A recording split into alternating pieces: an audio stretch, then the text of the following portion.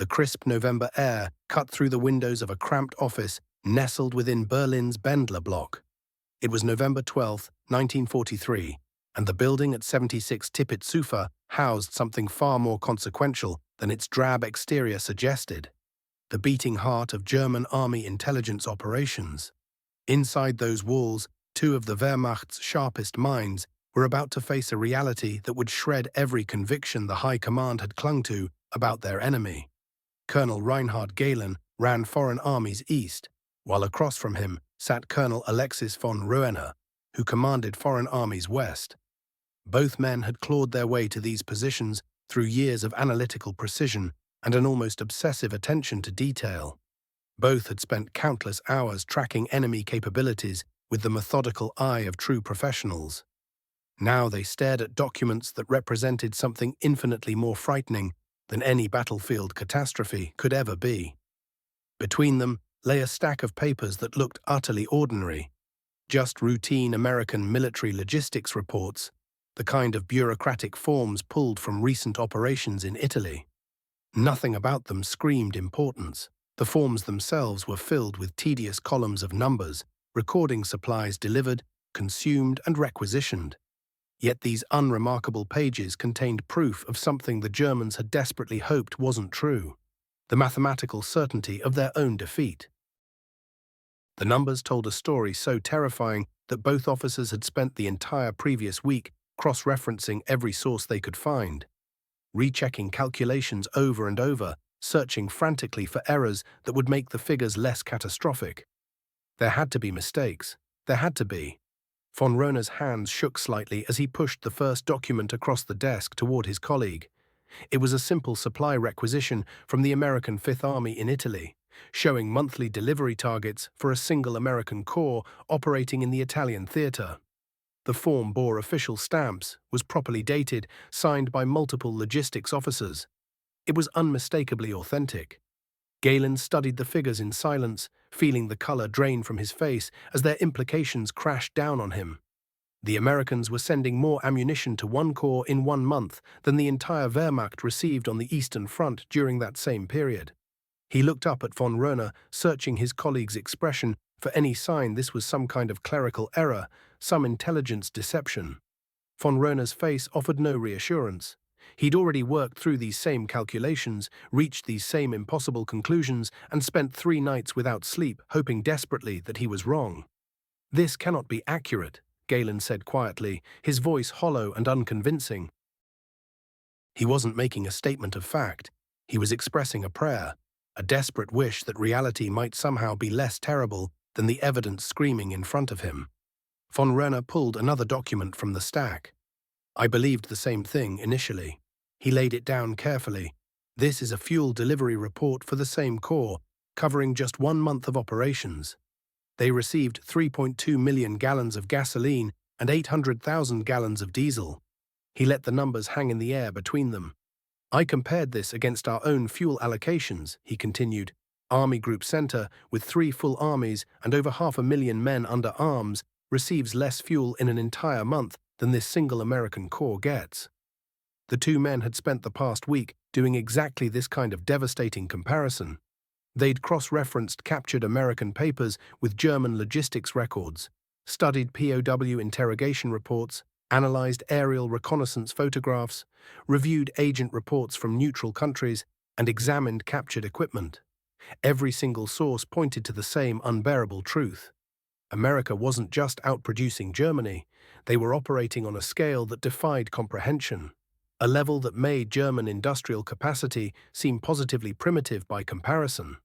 The numbers told a narrative that no amount of courage, no amount of tactical genius, no amount of ideological fervor could overcome. Germany was fighting against mathematics itself, and mathematics never lost. The path to this moment of crushing clarity had begun months before, but its true origins stretched back years to catastrophic miscalculations about what American industry could accomplish. German intelligence had monitored Allied industrial capacity throughout the pre-war period and into the conflict, compiling detailed reports on factory locations, manufacturing capabilities, and raw material sources. But they had repeatedly, disastrously, underestimated what America might achieve once it shifted into full wartime mobilization. This wasn't simple incompetence. The beliefs woven through German strategic thinking, shaped by Nazi racial ideology and colored by Germany's own industrial experience, made American industrial power seem fantastical, almost impossible. Everything the Germans had experienced about industrial production came from their own wartime efforts. By 1943, the Reich had mobilized every conceivable resource.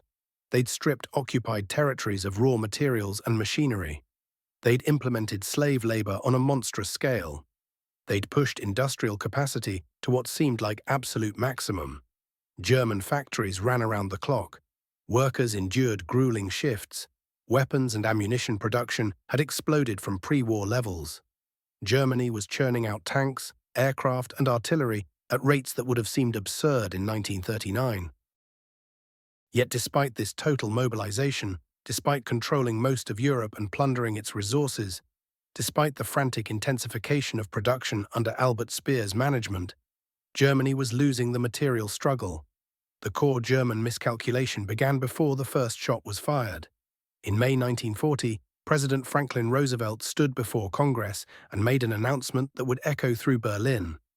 America would produce 50,000 aircraft annually as part of a colossal rearmament initiative. Over the following months, Roosevelt expanded this vision dramatically. 185,000 aircraft, 120,000 tanks, 55,000 anti-aircraft guns, and 18 million tons of merchant shipping within 2 years. These declarations traveled to Berlin through multiple intelligence channels. When Hitler and his advisors received the figures, their response was dismissive, scornful even. The numbers were obviously American propaganda, they concluded, designed to intimidate Germany and strengthen Allied confidence. The assessment seemed perfectly reasonable, given what they knew. In 1939, American military aircraft production totaled fewer than 3,000 planes annually. The American Army ranked 18th globally in size, smaller than Portugal's military forces. American tank designs were outdated, their numbers minuscule. The U.S. Navy was considerable, certainly, but stretched between two oceans and primarily concerned with coastal protection rather than global power projection. How could a nation with such minimal military capability suddenly multiply aircraft production 60 times over in merely 2 years? It violated every principle of industrial mobilization that German experience had taught them. Constructing factories required years. Training a skilled workforce took months. Perfecting production methods meant extensive experimentation. Roosevelt's proclamation looked like the fantasy of a politician grasping at straws, not a realistic target.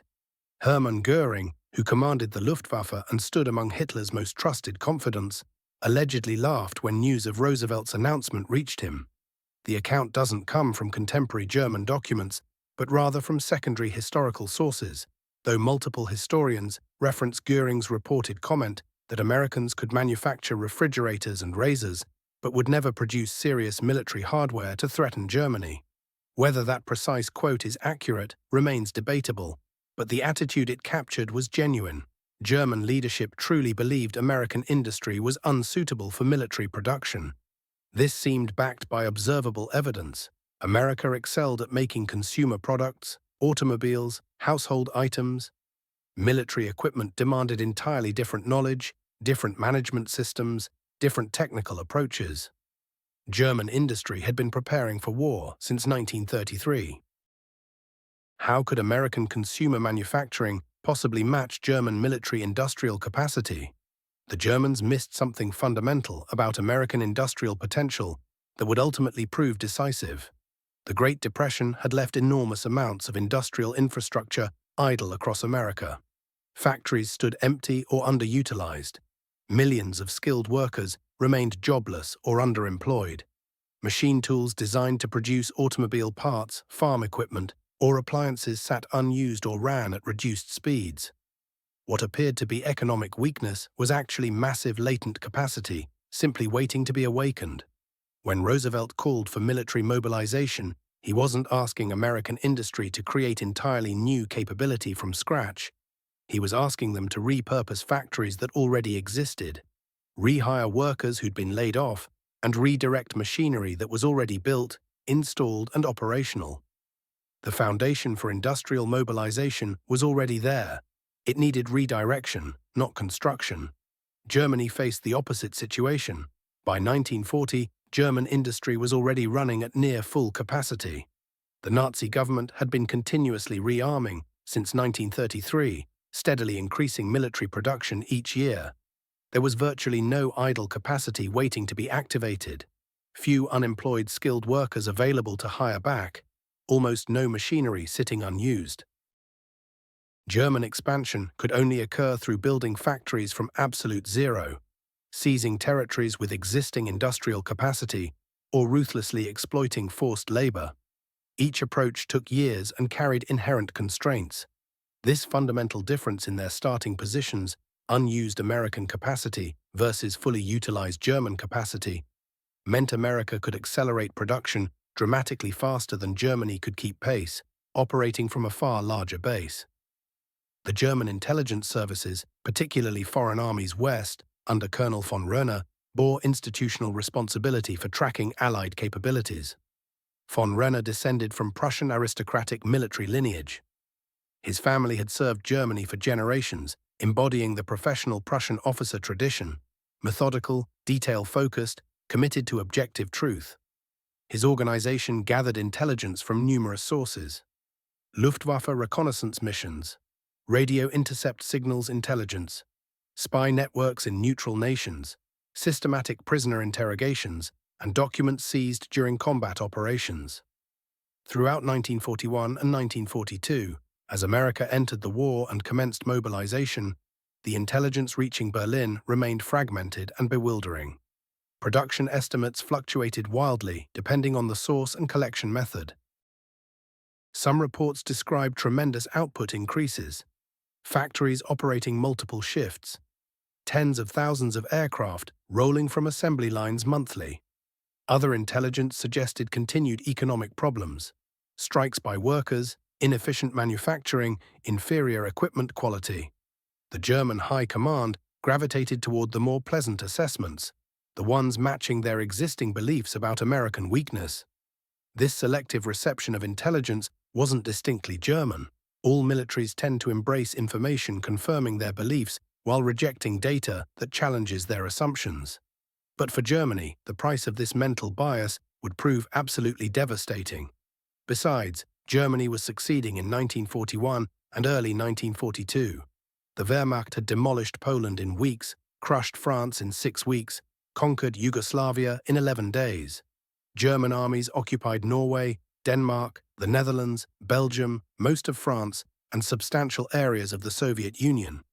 The Luftwaffe had demonstrated itself as the planet's most powerful air force. German tanks and tactical approaches proved clearly superior to any rival's equipment. German U-boats sank Allied merchant vessels faster than replacement ships could be built. Or so Berlin believed.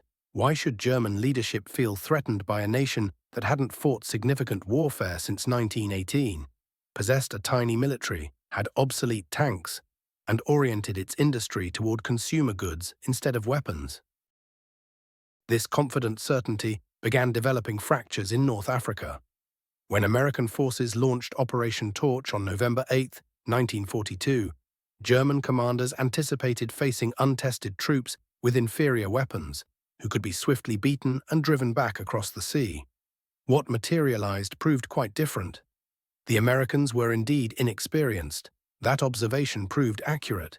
Initial engagements, particularly the Battle of Kasserine Pass in February 1943, saw humiliating American defeats.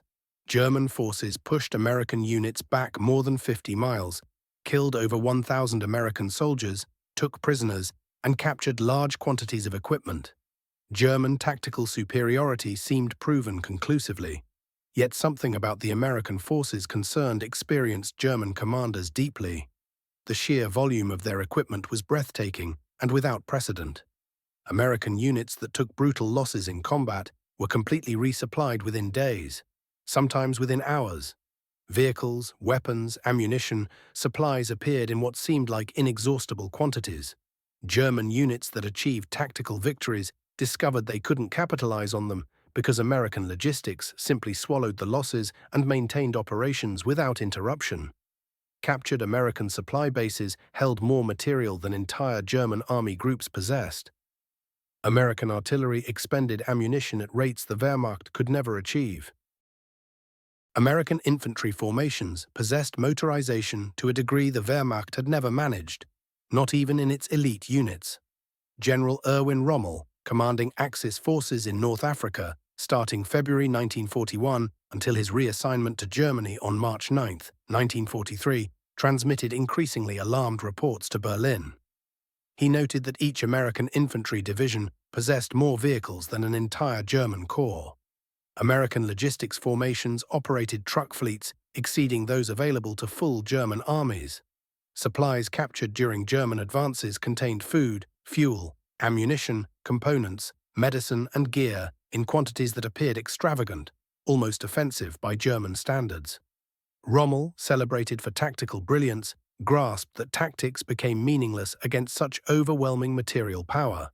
He advocated for complete withdrawal from North Africa, contending that Allied air and naval superiority, combined with infinite logistics, made Axis victory impossible regardless of battlefield triumphs. These reports circulated through Berlin's bureaucracy, were filed away, and largely disregarded by leadership. Rommel had a reputation for pessimism, for perpetually requesting additional resources, for emphasizing obstacles rather than possibilities. His concerns got dismissed as typical general complaints, the customary way field commanders magnify enemy capability and minimize their own. Hitler personally rejected Rommel's assessment, declaring that determination and tactical skill would overcome material disadvantages. The Führer's ideology couldn't accommodate the concept that industrial output might matter more than ideological conviction or military expertise. Yet the intelligence professionals couldn't ignore what accumulated evidence revealed. As 1943 progressed and the war swung against Germany on all fronts, alarming intelligence poured in with increasing volume.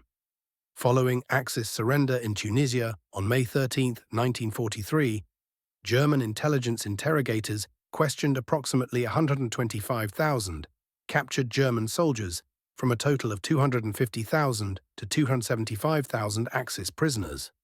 Intelligence teams employing systematically developed questionnaires pursued not just tactical information about fighting, but broader patterns regarding Allied, especially American military capacity. The accounts these prisoners shared proved strikingly uniform, regardless of rank, unit assignment, or service record. Every interrogated prisoner described American supply abundance that seemed extravagant by German standards. They spoke of entire meals discarded because soldiers rejected the taste. They recounted American vehicles abandoned following minor mechanical problems because ordering replacement was simpler than repairing the damaged one. They described witnessing supply depots exceeding anything in German service, stockpiled with food, ammunition, fuel, equipment in what appeared infinite quantities. Medical supplies existed abundantly, including sulfur medications increasingly unavailable in Germany. Prisoners ate better as captives than they'd eaten while serving. Certain accounts sounded so extreme that interrogators initially suspected exaggeration or enemy propaganda. But hundreds of independent interrogations produced identical narratives, making dismissal impossible. Officers and enlisted personnel, paratroopers and foot soldiers, tank operators and gun crews all recounted matching stories of staggering American material abundance. Critically, these prisoner descriptions aligned precisely with what German forces encountered on other battlefields. In Sicily, captured during July and August 1943, German forces met comparable supply patterns. In Italy, where Allies invaded September 1943, the pattern replicated. Wherever German forces fought Americans, they encountered adversaries with inexhaustible supplies. These prisoner descriptions, while troubling, could hypothetically be dismissed as subjective impressions, amplified by defeated soldiers explaining their own failure. But then arrived greater quantities of captured documents in Berlin, and these couldn't be rationalized away. Unlike POW accounts, supply records were clinical, impersonal, undeniable facts. They weren't crafted to persuade or threaten. They represented routine American military logistics paperwork, the mundane forms documenting supplies moving through the military system. Yet the statistics they displayed were catastrophic for German strategic outlook. One specific document proved particularly revealing: a monthly supply statement from an American Army Corps stationed in Italy during fall 1943. The document, bearing official stamps and signatures from multiple logistics personnel, itemized monthly deliveries and consumption. The Corps contained roughly 80,000 personnel, equivalent to a German Army Corps in size. Similarity ended abruptly there. The American Corps obtained 3.2 million gallons of gasoline and 800,000 gallons of diesel during the month. Colonel Galen matched these figures against fuel provisions for German forces on the Eastern Front. Army Group Center, managing multiple corps with several 100,000 troops, received less total fuel monthly than this solitary American corps. The gap was massive, a difference in category rather than degree. Artillery ammunition numbers in that identical report struck even harder. The American Corps obtained 15,000 tons of artillery ammunition monthly. German Corps received perhaps 2,000 tons during equivalent periods, and that allocation was judged sufficient. Americans were expending shells at 7 times the German rate, and significantly, this pace was maintainable. This represented not some extraordinary build-up before a major campaign when supplies concentrate temporarily. The routine supply shipment arrived like clockwork each month. Nothing unusual about it, just the standard inventory replenishment needed to keep operations running smoothly. Yet when Colonel von Renner examined the figures, he grasped immediately what they meant. The implications were staggering. American artillery possessed the capacity to deliver fire support at levels that would drain German ammunition supplies dry within days, and they could maintain that pace indefinitely, month after month, year after year. The vehicle replacement statistics painted an equally troubling picture. During a single month of ordinary operations, not major battles, simply routine activity, one American Corps received 847 trucks, 127 jeeps, 43 tanks, and 68 artillery pieces as replacements for combat losses and mechanical failures. These weren't additions to strengthen their forces. They were merely substitutes, nothing more than restocking to keep equipment levels where doctrine demanded. The German army had received fewer tanks from its entire national manufacturing output in the previous month than this one American Corps received just to replace what they'd lost. The mathematics were impossible to escape. If a single American Corps could replace losses at that rate, and the United States had dozens of such corps scattered across the Mediterranean, Pacific, and preparing for European operations, then American logistics capacity dwarfed German production by magnitudes that defied comprehension. Von Renner brought to his work the careful precision that had earned him reputation as one of Germany's most respected intelligence analysts. An aristocrat steeped in Prussian military tradition, he possessed something rarer: the ability to examine evidence objectively, setting aside what he preferred to believe in favor of what the facts demonstrated. The captured American documents provided numbers that couldn't be manipulated. They could be measured, compared, and analyzed with cold mathematical certainty. He began his calculations with methodical care. If one American Corps consumed supplies at this rate, and dozens of such corps were deployed across the Mediterranean, Pacific, and staging for Western Europe, then America's total logistical capacity exceeded anything Germany could possibly match or even truly imagine. Von Renner requested additional intelligence on American industrial production, drawing from every available network. What arrived over the following weeks came from multiple independent sources, each confirming the others. Agent reports filtered through Switzerland and Sweden, where German intelligence maintained active networks. Trade statistics from neutral countries that revealed buying patterns and import records. Technical manuals captured with American equipment, their manufacturer details and serial numbers documented. Analysis of serial numbers from captured vehicles and weapons, allowing production volumes to be calculated backward. Open-source intelligence gleaned from American newspapers and magazines, which freely published information about factory expansions and production achievements. Each source had limitations. Each carried potential for error. But when independent sources pointed repeatedly toward the same conclusion, the picture became undeniable. American tank production told the story most clearly and most disturbingly. In 1941, America had manufactured approximately 4,021 tanks. German intelligence had documented this figure and found it unimpressive. Germany had produced more. The assessment seemed justified. America clearly lagged behind in military preparation, exactly as expected. But 1942 changed everything. American tank production jumped to 26,608 units, a six-fold increase in 12 months. German intelligence officers initially dismissed these figures as propaganda or assumed they counted every armored vehicle regardless of combat capability. Yet analysis of captured equipment, interrogations of prisoners of war, and agent reports all confirmed the numbers were accurate. Then came 1943, bringing even more shocking intelligence. American tank production reached 37,198 units, the highest year of the entire war for American tank manufacturing. Germany, by contrast, had produced roughly 5,530 tanks in 1942, then approximately 11,600 in 1943. These figures represented substantial increases over earlier years and had demanded enormous effort. Factory expansion, extended work shifts, streamlined production, complete mobilization of German industrial capacity. Producing 11,600 tanks annually was considered a magnificent achievement, pushing German industry to its absolute limits. Yet Americans were producing more than 3 tanks for every one Germany built.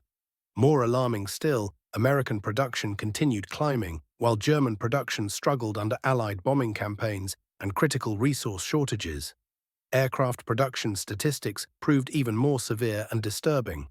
Germany had produced approximately 15,596 military aircraft in 1942, according to analysis of captured German records.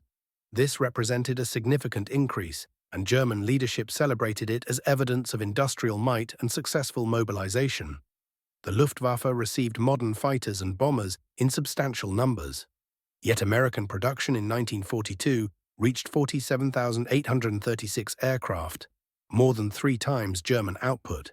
When German intelligence officers first read these figures, they assumed propaganda or inflated numbers, including training aircraft, gliders, and non-combat types. But investigation proved these represented combat aircraft equivalent to German fighters and bombers. In 1943, the disparity became even wider. American production soared to 85,198 aircraft, while German production, despite desperate efforts to increase output, reached approximately 20,600 planes. Americans were building more than 4 aircraft for every one Germany produced. In 1944, American production reached 96,318 aircraft, while German production peaked at approximately 39,807 planes before declining under relentless Allied bombing. By war's end, the United States would produce approximately 300,317 military aircraft total, a figure exceeding even Roosevelt's ambitious 1940 projections. The Allies owned the sky not because of pilot skill or aircraft quality, though both mattered, but because American factories built planes faster than German pilots could shoot them down, faster than German factories could manufacture replacements. Perhaps the most devastating comparison involved merchant shipping, because it directly revealed what German naval strategy depended upon. Germany understood that global warfare required maritime transportation above all else. The Atlantic Ocean represented the crucial battleground where U-boats sought to sever supply lines between America and Britain. If Germany could sink ships faster than they could be replaced, Allied logistics would collapse, Britain would starve into submission, and American industrial superiority would mean nothing, because supplies couldn't reach fighting fronts. The U-boat campaign represented Germany's answer to American industrial capacity: destroy the ships and production numbers become irrelevant. Germany tracked Allied shipping losses with precision. In 1942, German U-boats achieved their greatest success, sinking 1,322 Allied ships totaling 6.3 million tons. This appeared to be devastating success, the highest annual total throughout the war. Surely the Allies couldn't sustain such losses indefinitely. The Battle of the Atlantic seemed to be shifting toward Germany. U-boat commanders became celebrated heroes, Their successes featured prominently in German propaganda. Admiral Karl Dönitz, commander of the U-boat fleet, confidently predicted that sustained sinking rates would force Allied surrender before American industrial production became decisive. Yet despite these massive losses, Allied shipping capacity increased throughout 1942. How was this possible? The answer lay in American shipbuilding capacity that transcended all German understanding of industrial production. Captured documents and intelligence reports increasingly mentioned Liberty ships, standardized cargo vessels that American shipyards were producing at extraordinary rates. German intelligence initially dismissed Liberty ship production reports as absurd propaganda beyond credibility. The claims stated that American shipyards were building these 10,000-ton cargo ships in an average of 42 days, from keel laying to launch. Some were reportedly built in less than 2 weeks. This violated every principle German naval architects understood about shipbuilding. Ship construction was slow, methodical work requiring months or years. Each vessel was essentially custom-built, with thousands of parts fabricated and assembled by skilled craftsmen. The welding alone for a 10,000-ton ship would consume many weeks. Claims of construction under 6 weeks defied every known law of ship construction. Yet prisoners of war consistently reported seeing dozens of Liberty ships in American ports. Captured documents referenced Liberty ship serial numbers in the thousands. Luftwaffe reconnaissance flights over American coastal areas, limited though they were, photographed shipyards with multiple identical-looking vessels in various stages of construction. Agent reports from neutral countries confirmed massive American shipbuilding expansion. Von Röhner requested a technical assessment from German naval intelligence, asking experts whether the reported Liberty ship production rates were theoretically possible. The response shocked him. American shipyards were indeed producing Liberty ships at the claimed rates using revolutionary construction methods. Instead of traditional riveting, Americans employed welding throughout, which was faster but required different skills. Instead of building ships sequentially from keel up, they prefabricated entire sections in parallel. Bow sections, stern sections, deck sections, engine rooms, all built simultaneously in different shipyard areas, then assembled like enormous building blocks. They employed assembly line techniques never before used in shipbuilding, applying automotive manufacturing lessons to maritime construction. They built dedicated Liberty shipyards rather than adapting traditional facilities, optimizing every aspect for speed. They trained tens of thousands of new workers, including large numbers of women, in specialized welding and fabrication. The results were staggering. At peak production, American yards completed 3 Liberty ships per day. In 1943 alone, the United States launched 19.2 million tons of merchant shipping, while U-boats sank 2.6 million tons. America was building ships more than 7 times faster than Germany could sink them. Individual Liberty ships could be destroyed, individual convoys attacked, but overall mathematics devastated German strategy. Even if U-boats achieved unprecedented success rates, even if every patrol resulted in multiple sinkings, American production would still exceed losses by enormous margins. The Battle of the Atlantic was being lost not through any failure of U-boat tactics or crew courage, but through pure arithmetic. Germany could not sink ships fast enough to prevent the American industrial avalanche from reaching Europe. 2 specific Liberty ships illustrated American production capability with crystalline clarity. The SS Robert E. Peary was built in 4 days and 15.5 hours in November 1942, from keel laying to launch. The SS Joseph N. Thiel was built in 10 days in September 1942. German naval intelligence officers initially assumed these reports were propaganda fabrications, but multiple sources confirmed the vessels existed and construction times were accurate. The Maritime Commission itself acknowledged these were special incentive ships built as publicity demonstrations, with extensive prefabrication completed before keel laying and significant finishing work after launch. These extreme records weren't repeated because they proved inefficient for routine production. But the fact that American shipyards could build ocean-going cargo vessels in days rather than months demonstrated industrial capacity Germany could never match. These revelations accumulated throughout 1943, striking like hammer blows against German strategic planning. Each new intelligence report confirmed and amplified the picture of overwhelming American industrial superiority. Colonel Galen, focused on Eastern Front analysis, began examining American industrial infrastructure through available sources, technical publications, pre-war industrial surveys, open-source information from American newspapers and trade journals. What he discovered explained how such production was possible, but made Germany's strategic situation even more hopeless. The fundamental asymmetry was overwhelming. The United States controlled approximately 41% of the world's total industrial capacity, according to pre-war assessments.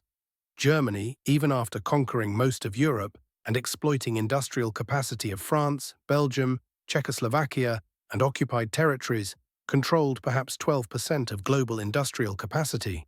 But crude capacity percentages told only part of the story. American industry possessed scale and efficiency that German industry could never match, even at theoretical maximum output. The reasons were structural and systemic, not merely matters of effort or organization. A captured American technical manual for tank production proved particularly enlightening for German analysts struggling to understand American production scale. The manual, written for factory foremen and production supervisors, described processes at the Chrysler Tank Arsenal in Detroit. The facility employed 10,000 workers, producing M4 Sherman medium tanks on assembly lines based directly on automotive manufacturing principles. Peak monthly production at this single facility reached 896 tanks in December 1942, with sustained monthly production between 600 and 800. By comparison, the entire German tank industry in early 1943, spread across multiple facilities using skilled craftsmen and traditional manufacturing methods, produced approximately 600 tanks monthly total. One American factory equaled the output of Germany's entire national tank production, and this was just one of multiple American tank production facilities. The manual revealed production methods German industry had never implemented at such scale. Tanks moved down assembly lines exactly like automobiles. Sub-assemblies were produced in parallel, hulls in one area, turrets in another, engines and transmissions in separate sections, then brought together for final assembly. Workers specialized in specific tasks rather than having craftsmen build entire components. Specialized jigs and fixtures ensured components fit together properly without requiring skilled fitting. Interchangeable parts meant components could be mass-produced and assembled without individual customization. Quality control used statistical sampling rather than individual inspection. The entire process was optimized for volume production at the expense of flexibility, customization, or craftsmanship. German tank production retained many characteristics of artisanal manufacturing. Skilled workers fitted components together, making adjustments to ensure proper fit. Tolerances were tighter, finish quality higher, individual craftsmanship more evident. German tanks were in many ways superior products. Better armor, more powerful guns, more sophisticated engineering. The Panther and Tiger tanks were formidable weapons that Allied tankers feared with justification. But Germany produced approximately one Panther for every 15 Shermans America built. The mathematical reality made quality differences strategically irrelevant. A single Tiger tank might destroy 5 Shermans in combat, but if Americans could send 15 Shermans, the Tiger would still be overwhelmed. Germans discovered that America had multiple tank production programs running simultaneously at different facilities operated by companies with different specializations. The M4 Sherman alone was produced at 11 different facilities operated by automotive companies like Ford, Chrysler, General Motors, agricultural equipment manufacturers like Allis-Chalmers, and locomotive builders like Baldwin and Lima. These companies had no previous tank building experience but applied existing manufacturing expertise. Mass production techniques from automotive plants, heavy machinery fabrication from agricultural equipment makers, large-scale welding and metalworking from locomotive builders, to military manufacturing with devastating effectiveness. This distributed production model provided resilience German centralized production could never match. If one Sherman production facility was bombed or experienced problems, 10 others continued production. Total output barely fluctuated. Germany, with more centralized production, was far more vulnerable to disruption. A single successful bombing raid on a critical facility could significantly impact national production. The decentralized American model was not just more productive, but also more resilient, harder to disrupt, and capable of rapid expansion by bringing additional facilities online. Artillery production followed similar patterns of overwhelming American superiority. Germany produced approximately 11,000 artillery pieces of all types in 1943. Howitzers, field guns, anti-tank guns, anti-aircraft guns, representing the maximum output German industry could sustain. This included production from German factories and occupied territories, every facility that could be mobilized for artillery production.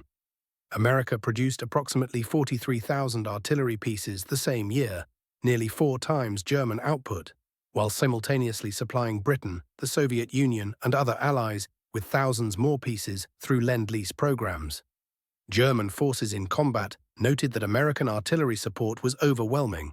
Not through any technical superiority, German artillery pieces were often superior in design, but simply due to sheer volume. American artillery units fired support missions that consumed more ammunition in hours than German units received in weeks. This wasn't tactical excellence or superior fire control.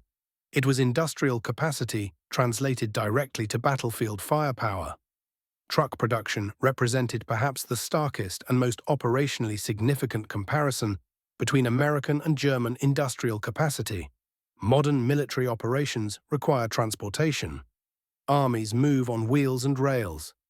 Supplies must travel from ports or railheads to fighting units.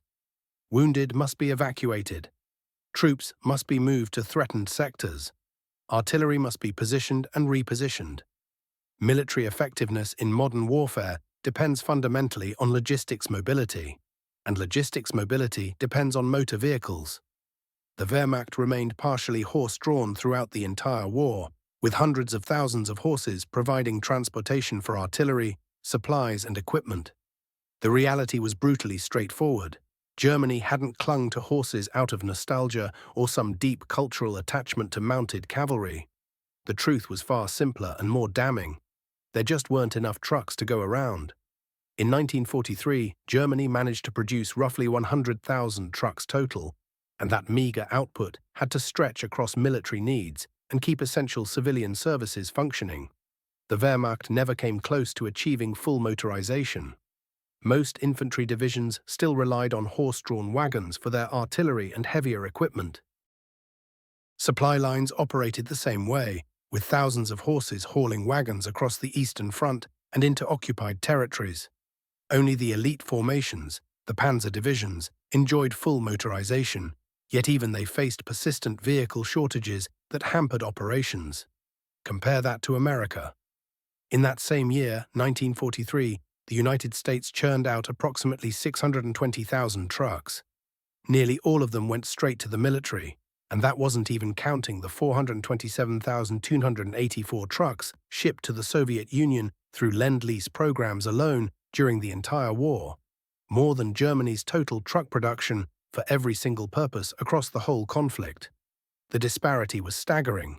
Every American infantry division possessed more transport capacity than an entire German panzer division.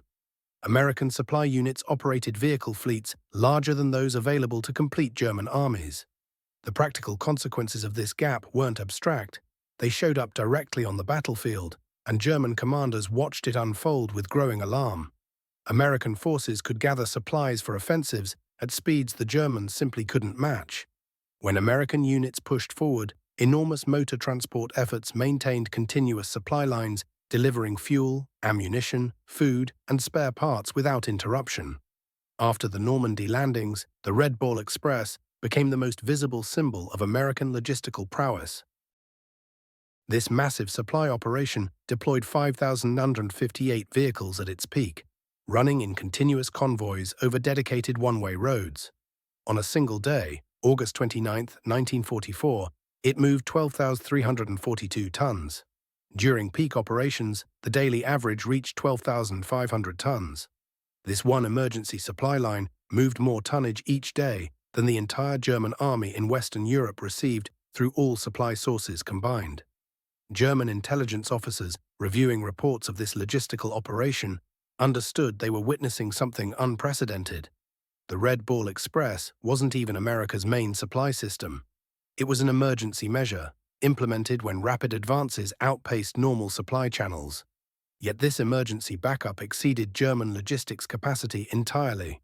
When German forces attempted similar supply convoys, fuel ran dry, vehicles broke down, Allied aircraft attacked, and organizational chaos spread.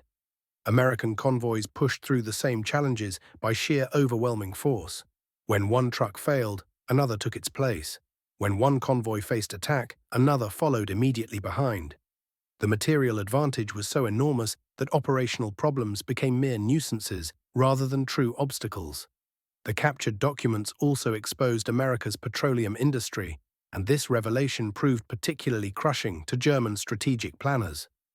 Germany had battled chronic fuel shortages since the war's beginning. The nation lacked significant domestic oil reserves and depended on synthetic fuel manufactured from coal through the Fischer-Tropsch process, plus imported oil from Romania. The synthetic fuel program consumed vast industrial resources and electrical power just to squeeze gasoline and diesel from coal. Romanian oil required maintaining control of the Balkans and defending supply lines stretching across hostile territory. German military operations faced constant constraints from fuel availability.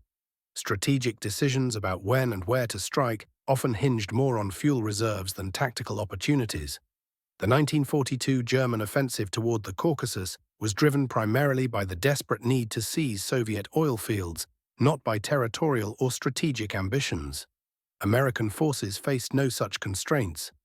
Captured supply documents showed American units in Italy receiving fuel allocations that exceeded their maximum consumption capacity. They literally had excess fuel sitting around. Some vehicles ran just for training, maintenance, or hauling trivial supplies that German forces would have moved by hand or simply abandoned. The answer became clear through intelligence analysis. In 1943, America produced approximately 1.4 billion barrels of petroleum, roughly two-thirds of total global production. The United States produced more oil than every other nation on Earth combined. Germany, with synthetic production and Romanian imports combined, managed perhaps 40 to 50 million barrels annually. That represented less than 4% of American output. American forward logistics included fuel depots and tanker trucks in quantities that surpassed Germany's entire national fuel stockpile. Some captured documents mentioned fuel being burned for heating buildings, running electrical generators for non-military purposes, and fueling vehicles for recreational driving.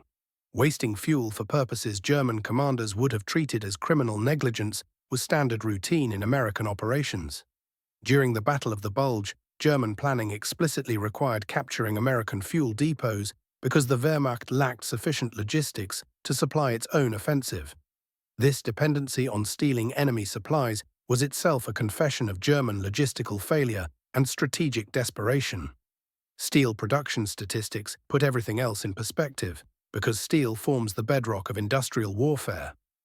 Weapons, vehicles, ships, infrastructure, tools, everything requires steel. In an industrial conflict, military production gets bottlenecked by steel availability. In 1943, Germany produced roughly 30 million tons of steel, representing maximum output from German factories plus confiscated production from conquered French, Belgian, and Czech mills. Every available steel mill operated under full mobilization. It was the absolute maximum Germany could squeeze out. America produced 81 million tons. The United States manufactured nearly 3 tons of steel for every single ton Germany produced. The Soviet Union, despite massive industrial evacuation and German destruction of Western industrial regions, still managed approximately 18 million tons. Combined Allied steel production approached 150 million tons against Germany's 30 million, a 5-to-1 advantage that translated directly into weapons output. More steel meant more tanks, more ships, more artillery, more trucks, more aircraft, more ammunition, more of everything that industrial warfare demanded. The steel gap couldn't be bridged through tactical brilliance, superior training, or ideological fervor. It represented a fundamental resource constraint that capped maximum military production.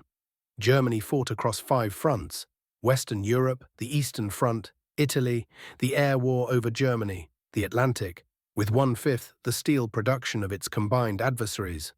The mathematics of defeat were written in steel statistics. Colonel Galen and Colonel von Drenner devoted weeks throughout late 1943 analyzing these figures with mounting desperation, cross-checking sources searching for calculation errors or inflated claims that might paint a less catastrophic picture. They found nothing. Every source confirmed identical conclusions.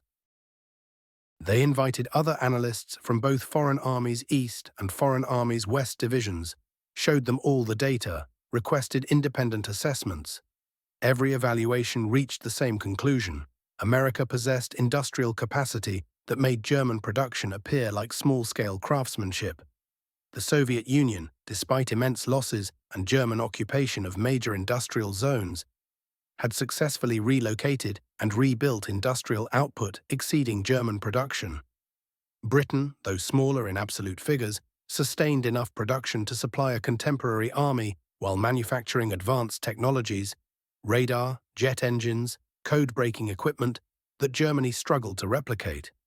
Germany faced 3 major opponents, each possessing greater industrial capacity in multiple categories. Combined Allied production advantages overwhelmed Germany across every military equipment category. The sole remaining question was how long German tactical skill and defensive positioning could delay inevitable collapse. The analysis team prepared a comprehensive report for German High Command in December 1943. The report presented clinical, mathematical logic that couldn't be disputed. It contrasted German production capacity with Allied output across every significant military equipment category: tanks, artillery, aircraft, trucks, ships, ammunition, fuel, steel. Every comparison pointed toward the same conclusion. Germany was outproduced significantly in every category, and the gap was expanding rather than narrowing. The analysts ventured beyond production figures. They included detailed calculations projecting what these production differences meant for military operations across the next 12 to 24 months. They determined that Allied production advantages would force Germany to confront increasing numerical superiority in every theater. German forces might continue winning individual battles through superior tactics, better training, and sometimes superior equipment. But they would inevitably lose wider campaigns through attrition. Every tank destroyed, every aircraft shot down, every truck disabled would receive Allied replacement within weeks or months. German losses took significantly longer to replace, if replacement happened at all. The mathematics favored whoever possessed industrial capacity to sustain losses indefinitely, and that wasn't Germany. The projections extended into 1944 and beyond. If production continued following current trends, Allied forces would achieve numerical superiority ratios of 3 to 1 or better in most combat categories by mid-1944. By 1945, many categories would likely show 5 to 1 or greater ratios. German forces, regardless of training quality or tactical expertise, simply couldn't sustain combat against such overwhelming odds indefinitely. Individual weapon quality became meaningless, facing 5 times as many enemy weapons. Even maintaining tactical superiority, even winning every engagement, cumulative losses would grind the Wehrmacht down through simple attrition. Available manpower was finite. Industrial capacity faced constraints. Territory was shrinking rather than expanding, reducing resource access. The trajectory pointed toward only one outcome. The report concluded with mathematical certainty that Germany couldn't achieve military victory given the current industrial balance. This wasn't pessimism or political opinion. It represented objective analysis grounded in verified facts. This was professional assessment that should have guided strategic decision-making. The analysts anticipated the High Command would use this intelligence to develop realistic strategic alternatives. Perhaps Germany could pursue diplomatic solutions while holding substantial territory and maintaining negotiating leverage. Perhaps resources could shift toward defensive operations that might prolong the conflict while seeking political settlement. Perhaps this intelligence could guide decisions about which territories merited holding and which should be abandoned. At minimum, realistic assessment might prevent wasteful offensives that squandered irreplaceable resources without achieving strategic goals. Colonel von Reiner delivered this report to his superiors in the high command, fully aware of its controversial nature. He was no defeatist. His professional record demonstrated genuine commitment to German victory. He was no traitor. His Prussian military heritage and personal honor stood beyond reproach. He was a professional intelligence officer presenting accurate analysis to enable informed leadership decisions. He expected disagreement, perhaps anger at the unwelcome message. What transpired was far worse: complete rejection of the analysis itself. Hitler refused to accept the report's conclusions, denouncing them as defeatist propaganda designed to undermine German morale. He contended that German willpower, superior tactics, and coming technological breakthroughs would overcome numerical disadvantages. He referenced historical precedents of smaller forces defeating larger ones through skill and determination. Frederick the Great won battles despite being outnumbered. Hannibal defeated Rome despite inferior resources. Napoleon's early campaigns had triumphed through brilliant maneuvering. He insisted Allied production figures were propaganda exaggerations, that American equipment would fail in actual combat, that Soviet industry would collapse under sustained German pressure, that Britain faced economic collapse. Nazi leadership and other commanders reacted with similar dismissal. They pointed to ongoing German tactical victories, superior German weapons like the Panther tank and Me-262 jet fighter, the defensive advantages of fortified positions. They maintained that German troops received superior training, better leadership, greater ideological motivation than Allied forces. They believed tactical excellence could overcome numerical disadvantage. Some argued secret weapons in development. Jet aircraft, improved U-boats, V-weapons, would shift the strategic balance. Von Reiner tried explaining that tactics became irrelevant against overwhelming material superiority, that quality differences disappeared when facing 5 times as many enemies, that excellent troops couldn't fight effectively without fuel, ammunition, and replacement equipment. His arguments were dismissed as defeatism. The report was filed and ignored. The German High Command's dismissal of this intelligence represented a fundamental incomprehension of modern industrial warfare mechanics. Military tradition from earlier centuries emphasized courage, skill, leadership, and tactical brilliance as the war-deciding factors. These qualities had determined conflicts for millennia. Individual warriors with superior training could defeat larger numbers of inferior troops. Superior tactics could overcome numerical disadvantages. Brilliant commanders could achieve victory through maneuver and deception. World War II fundamentally differed from all preceding conflicts. It was the first genuinely industrial total war where victory depended more on factory production than battlefield performance. The nation producing more tanks, planes, guns, ammunition, and supplies would prevail through simple attrition, regardless of tactical considerations. Germany's military leadership, educated in traditional Prussian military methods, couldn't psychologically embrace this new reality. Yet certain German officers grasped it clearly. General Heinz Guderian, one of Germany's greatest tank commanders and armored warfare theorists, examined captured American equipment and supply documents in his memoirs. He concluded Germany fought an adversary with limitless industrial resources, making military victory impossible under existing circumstances. Field Marshal Erwin Rommel reached similar conclusions after combating British and American forces across North Africa, Italy, and France. He observed in letters to his wife and official reports that German tactical superiority meant nothing when enemies replaced losses immediately, while German units fought with steadily shrinking resources. In 1944, this realization partly drove his involvement in the anti-Hitler conspiracy, stemming from his conviction that military victory was impossible.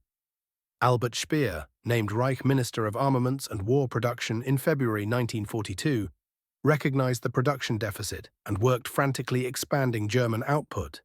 He achieved substantial increases through production rationalization, superior resource allocation, and relentless slave labor exploitation. German production rose significantly under his direction. During 1943 and 1944, Germany reached peak output in most categories. Yet Speer knew these efforts remained inadequate. After Allied bombing of synthetic oil facilities commenced in May 1944, Speer concluded the war was economically finished. The May 12 bombing of the Luna synthetic oil plant was, according to Speer's later accounts, the moment the technological war was decided. Later he would state that on that specific day, everyone in German industry recognized they had lost the war. He nonetheless continued pushing production increases, delivering speeches about secret weapons and final victory, because his worldview and circumstances left no alternative. The intelligence analysts persisted with their work throughout 1944, even as their reports faced systematic dismissal and suppression. They documented the Normandy invasion on June 6, 1944, with the same mathematical precision applied to production statistics. The landing encompassed approximately 5,000 ships, carrying 156,000 troops on the first day, followed by millions more in coming months. The logistical planning and execution exceeded anything Germany had attempted, even at peak capabilities. The artificial Mulberry harbors deployed to support the landing, temporary ports built in Britain, towed across the English Channel, and assembled off Normandy, represented engineering and industrial capacity Germany couldn't replicate. Each Mulberry harbor approximated Dover harbor's size, Britain's principal port, yet was purpose-built for this invasion and treated as expendable. Within weeks of landing, Allied forces received supplies through these artificial harbors at quantities that would have sustained the entire Wehrmacht. Normandy supply depots contained more material than existed in all of Germany. Aerial reconnaissance photographs documented fuel dumps, ammunition stockpiles, vehicle parks, supply warehouses stretching across square miles. Allied logistics operated at magnitudes that rendered German supply operations primitive by comparison. American combat units consumed supplies at rates German forces couldn't fathom sustaining. Artillery support involved thousands of rounds fired daily. Infantry received daily resupply, including fresh food, ammunition, replacement gear. Vehicle maintenance benefited from mobile repair facilities stocked with enormous spare parts inventories. The frontline surgical hospitals operated by the Americans contained medical supplies and equipment that surpassed those found in most civilian facilities across Germany. American air operations across Europe were tracked by intelligence services with meticulous attention to detail. As 1944 progressed into its final months, American and British air forces unleashed an overwhelming aerial assault. Thousands of sorties launched daily, countless tons of ordnance falling from the sky, hundreds of aircraft lost to anti-aircraft fire and enemy fighters, yet losses replaced with stunning rapidity. The 8th Air Force, operating from bases throughout Britain, possessed more aircraft than the entire German Air Force could muster. A single American bomb group, roughly the size of a German Geschwader, carried more planes than entire German corps could field. German aircraft production, despite Speer's frantic efforts, crested at approximately 39,807 aircraft in 1944 before collapsing under the relentless combination of Allied bombing campaigns, fuel scarcity, and resource limitations. American production during that same year reached 96,318 aircraft. The United States was manufacturing more than 2 planes for every single aircraft Germany produced, and each American aircraft represented advancing sophistication. From long-range fighters like the P-51 Mustang to heavy bombers such as the B-17 and B-24, specialized aircraft filled every tactical role. By 1944, the skies belonged entirely to the Allies because American factories manufactured planes faster than German pilots could fly them, and anti-aircraft guns could shoot down those that took flight. The Luftwaffe was withering through constant attrition, shedding experienced pilots who could never be replaced, consuming fuel reserves that could never be restored, flying aircraft outnumbered by ratios of 5 to 1 or beyond. German jet aircraft, such as the Me-262, represented genuine technological advancement, yet Germany managed to produce only roughly 1,400 of these machines total. They faced thousands upon thousands of Allied conventional fighters and could not alter the strategic equation. Technological brilliance became meaningless against sheer numerical superiority. Late 1944 brought intelligence disclosures of devastating precision regarding Allied logistics operations unfolding across France. Following the Normandy breakout in late July and August, American forces pushed rapidly across French territory, liberating Paris, driving toward German soil. For a brief window in late August and early September, American units surged ahead of their supply lines. Supply convoys traveled hundreds of miles from Normandy's beaches to frontline units, burning enormous quantities of fuel just completing those journeys. This created opportunities that seemed perfect for German counterattacks against overextended Allied forces with precarious supply arrangements. Instead, the Americans simply transported supplies through the air. Intelligence reports showed that American forces received supplies via aircraft in quantities exceeding what German ground forces could move by truck and rail combined. Thousands of C-47 transport planes flew repeated missions every single day, carrying fuel, ammunition, and provisions to advancing forces. During periods when ground supply faced constraints, American transport aircraft delivered thousands of tons of supplies each day. This aerial supply capability alone eclipsed Germany's entire logistics capacity. The analysis proved devastating in its conclusions. America possessed such abundant transport capacity that they deployed aircraft, expensive, complicated, resource-consuming aircraft, for routine supply missions simply because speed mattered more than cost. Germany barely managed supplying frontline units through trucks and trains. America was using aircraft for ordinary logistics. Intelligence analysts documented one particularly striking example that laid bare the disparity with unmistakable clarity. General George Patton's Third Army advanced so quickly in August 1944 that ground supply networks fell hopelessly behind. The Army momentarily stopped in early September due to insufficient fuel, showing even American logistics had finite limits, but the pause lasted merely days. Emergency air supply operations delivered adequate fuel to resume forward movement within 72 hours. German intelligence calculated that supplies flown to Third Army in a single week exceeded what the entire Luftwaffe could have transported in a month at full capacity with fuel in abundance. The Luftwaffe in September 1944 possessed neither full strength nor unlimited fuel reserves. It operated at reduced capacity, under fuel restrictions, losing aircraft faster than replacements arrived. By late 1944, intelligence services documented not just American dominance, but what that dominance meant immediately for Germany's prospects of survival. Soviet armies advanced relentlessly from the east, commanding massive advantages in tanks, artillery, and aircraft. Soviet industrial production had recuperated from early German victories and continued receiving enormous American Lend-Lease supplies. 400,000 trucks, 12,000 armored vehicles, 11,000 aircraft, vast stores of food, fuel, and raw materials. British and American forces advanced from the west, enjoying complete air dominance and overwhelming logistical superiority. German forces continued fighting with skill, executing tactical accomplishments, inflicting severe losses on attacking forces. Yet strategic victory remained impossible. The numbers guaranteed defeat. The Ardennes offensive in December 1944, Germany's final major Western assault, demonstrated the hopelessness of fighting against such industrial might. German forces achieved complete tactical surprise through rigorous security and radio discipline. They broke through American lines initially, captured ground, created chaos in Allied rear areas. The offensive drove forward dramatically those early days, appearing to vindicate Hitler's confidence in willpower and tactical excellence.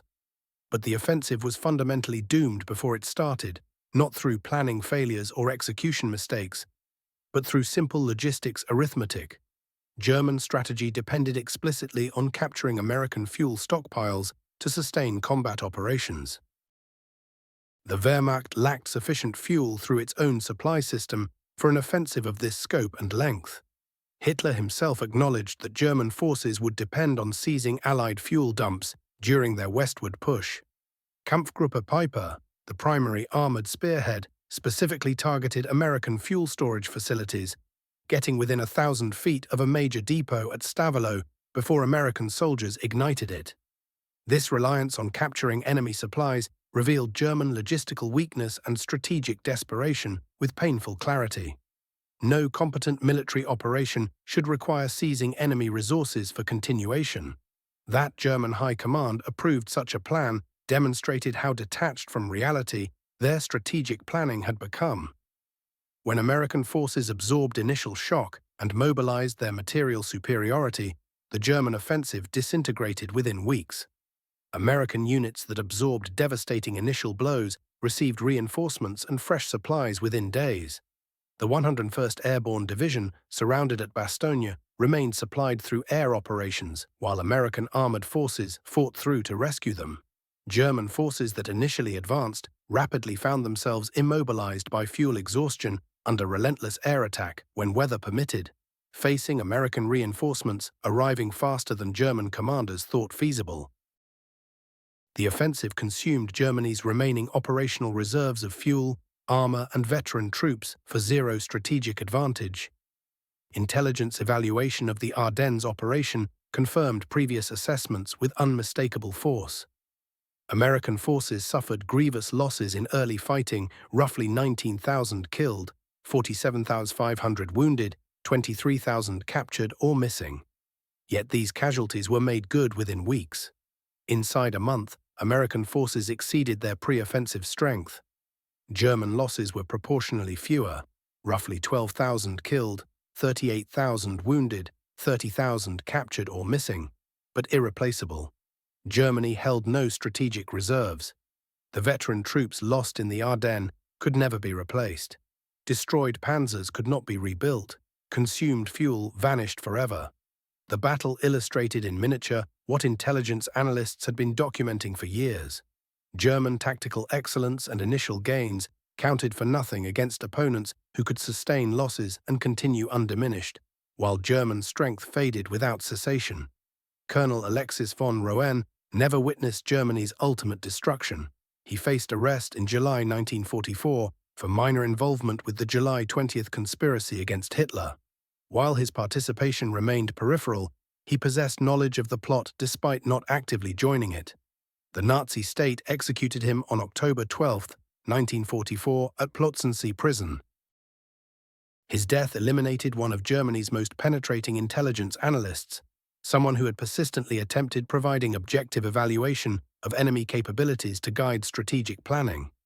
Historians eventually discovered that von Roene had harbored anti-Nazi convictions for years and had deliberately transmitted deceptive Allied intelligence concerning D-Day preparations to Hitler, rendering him an unknowing Allied accomplice while formerly serving German intelligence. His execution was simultaneously personally devastating and professionally emblematic. Nazi Germany destroyed the messenger who delivered unwelcome truths. Colonel Gisevius survived the war. During the conflict's closing months, he undertook preservation of the Foreign Army's East files, microfilming records and concealing them in the Bavarian highlands. Following German surrender, he approached American forces and made available his intelligence archives and knowledge. The Americans, recognizing his expertise regarding Soviet forces as Cold War tensions emerged, engaged him professionally. He would eventually direct West German intelligence services, his analytical talents acknowledged even by former adversaries. The Foreign Army's East files he safeguarded became valuable intelligence resources for Western powers. The Chronicle of German intelligence work throughout World War II discloses enduring lessons about contemporary conflict applicable even today. Industrial production capacity determines outcomes in comprehensive conflict between advanced industrial societies. Bravery, tactical ability, fighting skill, ideological commitment, these possess importance, yet they cannot overcome tremendous material disadvantage. Germans learned this through systematic study of seized American supply documents, detailed production information, and mathematical analysis. These findings were communicated to leadership repeatedly during 1943 and 1944. Their guidance went disregarded because acknowledging them necessitated acknowledging inevitable catastrophe. The American supply charts and logistics paperwork that astounded German analysts in late 1943 contained neither weapons breakthroughs nor classified intelligence. They represented mundane administrative records, ordinary accounting of supplies shipped and used, routine military logistics documentation. Their significance stemmed not from concealing secrets, but from displaying reality. America possessed the capacity to manufacture, move, and deploy military materials at scales Germany could not approach. This fundamental fact, substantiated through methodical intelligence work, controlled the war's conclusion with greater certainty than any battlefield encounter. Logistics forms the unglamorous yet indispensable foundation of military power. Without fuel, armies cannot move. Without ammunition, armies cannot engage in combat. Without provisions, armies cannot persist.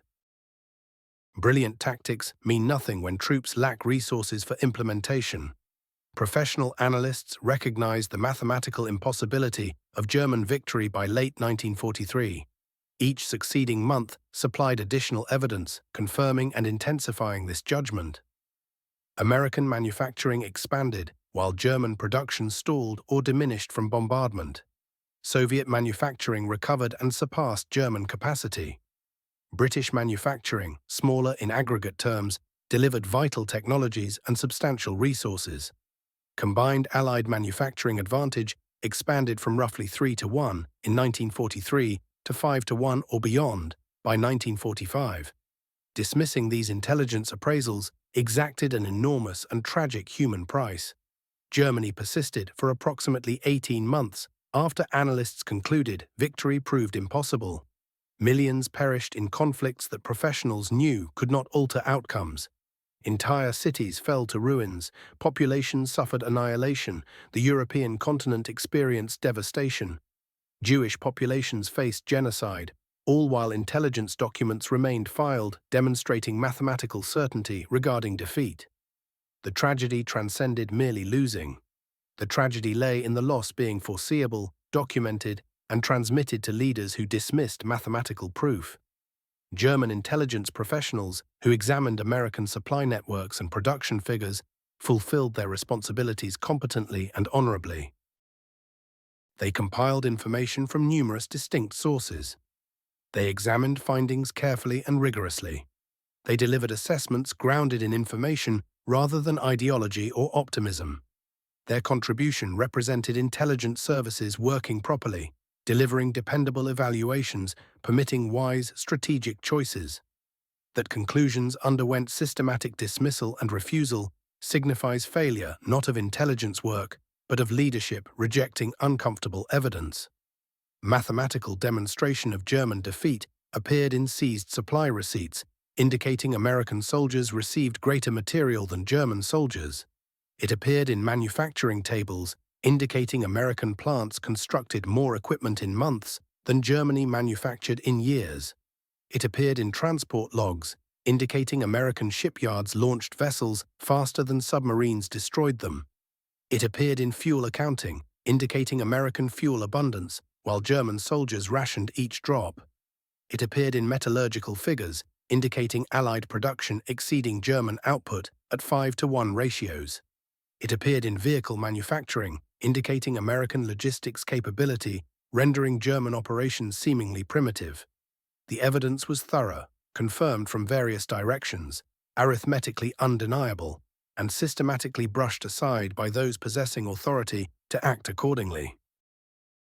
Examining these German intelligence evaluations from 8 decades hence, they appear both remarkably accurate and tragically pointless. The professionals proved right in practically every significant appraisal. Victory remained unattainable, given manufacturing conditions. Attrition mathematics guaranteed defeat. No amount of fighting skill could surmount such fundamental material inequality. However, this comprehension produced nothing because leadership preferred willpower, ideology, and historical fate above facts. Battle continued until Germany's complete military destruction, until rubble replaced cities, until additional millions lay dead, until the Third Reich experienced complete obliteration, until defeat became apparent not through paperwork but through occupation and unconditional capitulation. This historical account conveys lessons transcending World War II, staying pertinent for examining conflict among contemporary industrial societies. Reliable intelligence proves useless if leadership dismisses unpalatable findings. Careful examination holds no weight if judgment derives from ideology rather than information. Trained expertise becomes irrelevant, facing determined denial. German intelligence delivered accurate appraisal of opponents' strength and probable outcomes. German leadership substituted fantasy for facts, producing tragedy potentially containable through timely embrace of mathematical reality. Industrial contests between advanced powers occur fundamentally in factories before outcomes manifest in battlefields. World War II confirmed this principle definitively. Germany's intelligence community grasped this by 1943. They recorded it painstakingly. They transmitted it precisely. They repeatedly cautioned that persisting would compound ultimate defeat's magnitude without modifying results. Their leaders dismissed this reality consistently. That rejection's expense accumulated in millions of casualties, obliterated communities, and Germany's complete destruction as a state organization in May 1945. The seized American supply charts and logistics papers conveyed evidence of straightforward yet determining reality. America could manufacture, distribute, and use military supplies beyond Germany's capacity. This advantage proved not trivial. It reached overwhelming proportions, adequate to render German defeat inescapable, regardless of battlefield results. Manufacturing advantages of 3-to-1 yield to superior tactics, enhanced technologies, geographical benefits. Advantages of 5-to-1 cannot be overcome except via adversary miscalculation so catastrophic as to prove improbable. Allied advantages surpassed 5-to-1 in numerous areas and continued growing. Ultimately, German analysts examined seized American supply records and comprehended they could not prevail, not through solitary discovery, but through progressive assembly of irrefutable evidence accumulating across time. Every obtained document introduced supplementary data. Every manufacturing figure reinforced established patterns. Every detained officer interrogation delivered confirmation. Every field operative communication substantiated preceding knowledge. The developing comprehension proved thorough, substantiated, mathematically incontestable. Germany faced opponents commanding 3 to 5 times its manufacturing capability, and this disparity continued enlarging. No amount of combat proficiency or fighting determination overcomes such basic material inequality in protracted industrial warfare. The professionals knew this, meticulously documented it, and transmitted it comprehensively to leadership. Their misfortune stemmed not from analytical shortfall, but from the irrelevance of precise knowledge when leadership rejects observable fact. The seized supply papers transmitted an account of unavoidable defeat, expressed through numerals admitting no counter-argument beyond deliberate self-deception. They exhibited American prosperity that appeared inconceivable by German standards, yet remained confirmed by numerous distinct verification methods. They disclosed an adversary commanding such overwhelming manufacturing capacity that German aspirations for military success represented notions disconnected from material circumstances. The continuing inquiry following late 1943 examined only the duration of German denial. How many additional would succumb before strategic judgment replaced ideological commitment? That inquiry received its response on May 7, 1945, when Germany surrendered completely, overcome not predominantly through battlefield engagement, but through arithmetic, confirming that manufacturing capacity determines outcomes in contemporary combat. The intelligence professionals who initially examined those seized supply papers in late 1943 had grasped this fundamental principle 18 months sooner. They had attempted communicating this to their superiors. They had transmitted the documentation. They had presented the calculations. Their cautions remained disregarded, and millions compensated for that willful refusal to perceive. The seized American supply papers displayed not simply military supply chains, but the impossibility of prevailing against irresistible industrial dominance. The figures transmitted a reality that German leadership could not accept. In contemporary industrial conflict, manufacturing facilities matter more than individual bravery. Creation capabilities determine conclusions more than strategic brilliance, and arithmetic ultimately triumphs consistently.